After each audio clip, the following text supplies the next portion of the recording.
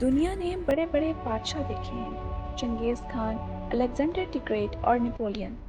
لیکن کیا آپ نے کبھی ایسے بادشاہ کے بارے میں سنا ہے جس کی حکومت صرف انسانوں پر نہیں بلکہ پرندوں، جنوں اور ہواؤں پر بھی تھی؟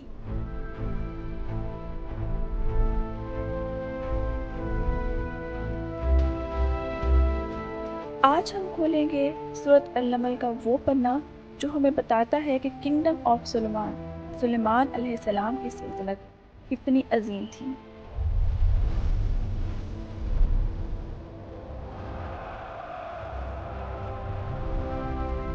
سب سے پہلے یہ سمجھتے ہیں کہ سلیمان علیہ السلام کون تھے۔